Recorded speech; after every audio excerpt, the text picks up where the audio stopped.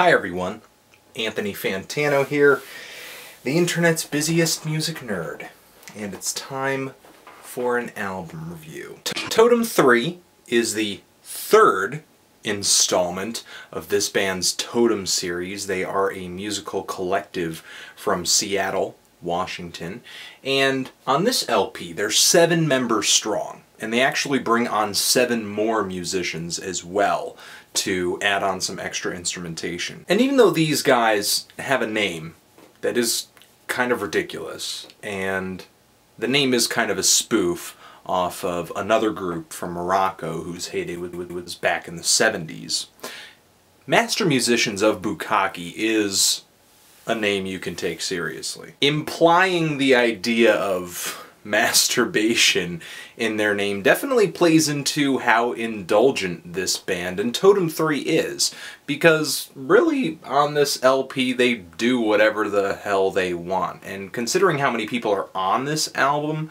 playing the music, influencing it, this thing goes in a lot of directions. So what does this album sound like? What's the style?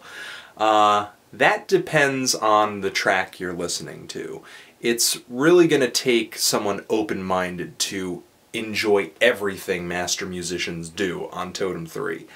I'm not even in love with every track. The opener is a drone, a soundscape, lots of chimes and synthesizer rumbles and these swelling strings just lapping over the music over and over and over. It's just loaded with texture, and when I blast it, the world shakes around me.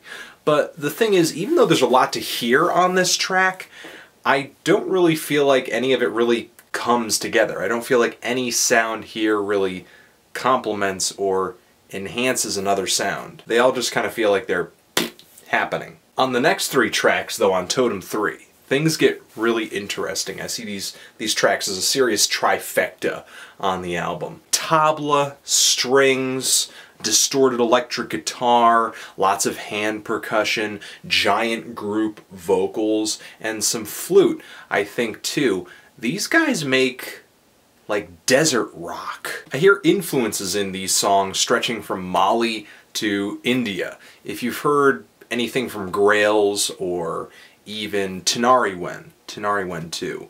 If you've heard their music, you know what I'm talking about. When I hear this, I just feel like I'm running down a sand dune and just the hot desert wind is blowing all around me and the sun is beating down on my bald head. So the album goes from drone to this desert rock to a moving string piece on 6,000 Years of Darkness. They compose something very fine, intricate, and layered, and beautiful. It just sounds like an epic climax on a movie soundtrack. The next track on here really burns me, though.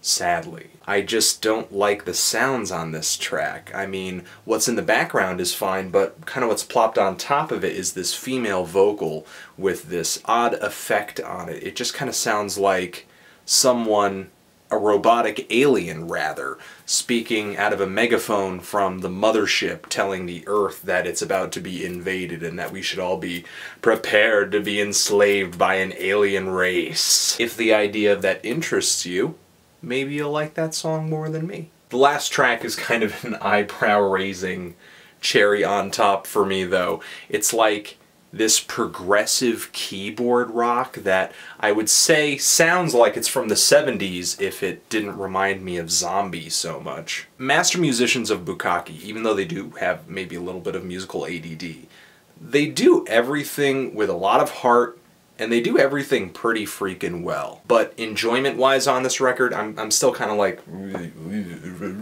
I still kind of have my reservations. It's a little scatterbrained, but the production is very good. It's amazingly versatile. So my feelings, personal feelings, are a strong 7 on this. I recommend it. If you love the experimental stuff, if you love the out there stuff, the avant stuff, the music that reaches out and wears its influences on its sleeve, especially influences that are outside American borders, get on the Totem 3 train. That's what I think about this record. What do you think about this record? Do you love it? Do you hate it? Why? And what do you think I should review next? Anthony Fantano, Master Musicians of Bukkake, forever.